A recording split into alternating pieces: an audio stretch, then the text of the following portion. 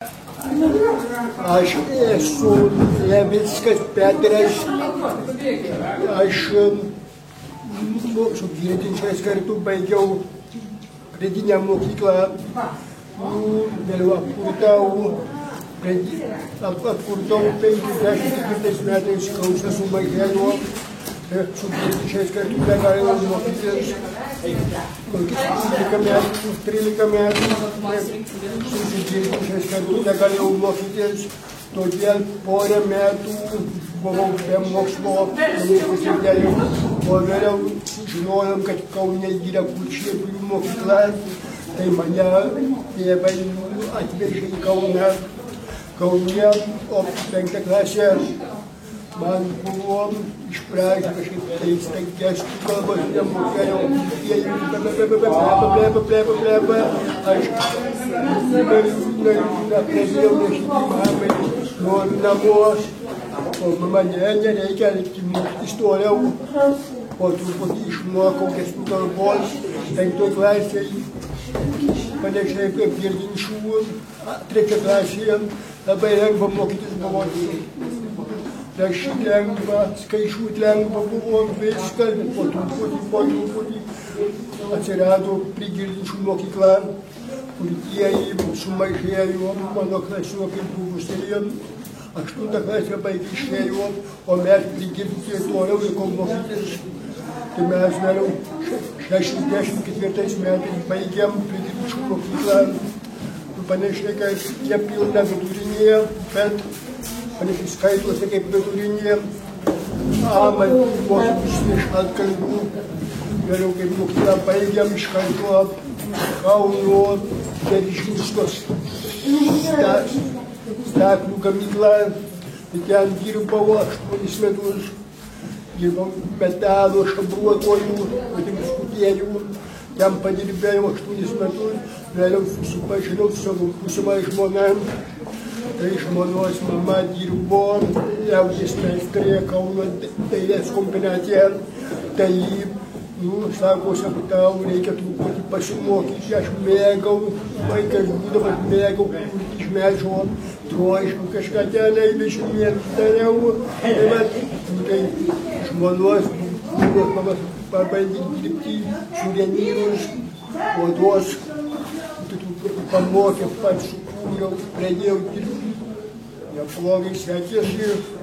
O vėliau mama sako, aš jau besvedėma buvo, vaikų buvo, tai mama sako, du vaikai, pirmas gimė, vėliau gimė, tai vėliau mama sako, tas staklių gamykloje dirbu, versdavo šeštadienį, sekmadienį dirbti, tai suprantu, vėliau darbo nėra, eik namo, darbo yra, daugiau viršvalandžius.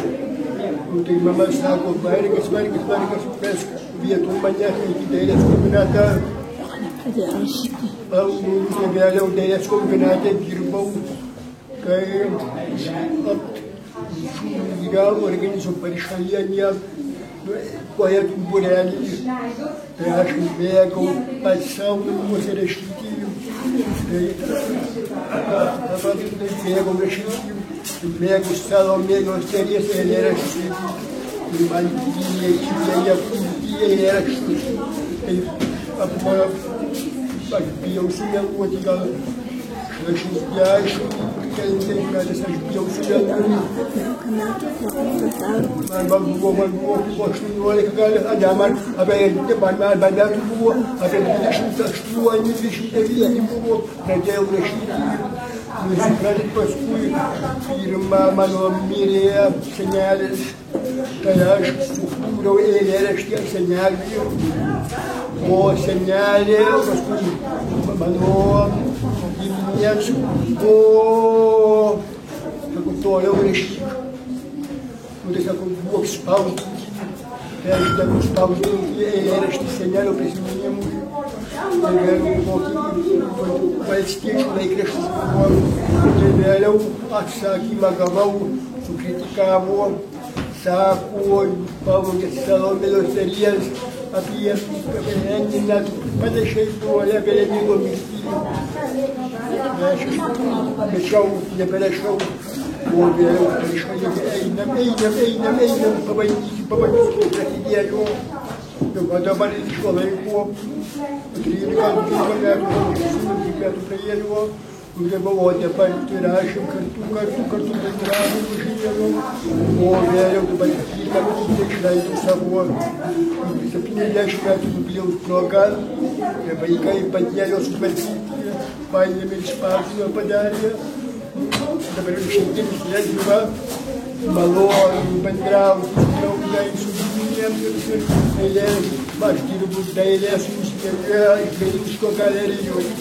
O, bet truputėlį rašo, sako, paskaityti, man eilėraščius pasiūlyti, laikraščius skaitom, labai domisi, sako, kaip truputėlį galite rašyti, kaip truputėlį galite šitą daryti. Tada sako, kad truputėlį rašyti, pasakau, kalba rašo, skaito, dalyvauja, gal gyvenimas. O kur gyventi dabar? Dabar Kaune panašiai, Kaune gyvenu. Basanavičiaus alėjoj jau 40 metų. O kaip tu moki rašyti? Savaime gavosi. Ne dabar tos svarbiausia, aš dirbu savo darbą.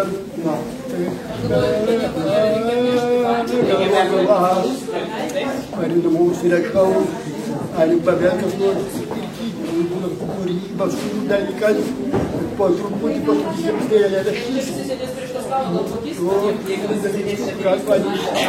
Panašiai va dabar, panašiai nauja, reikia.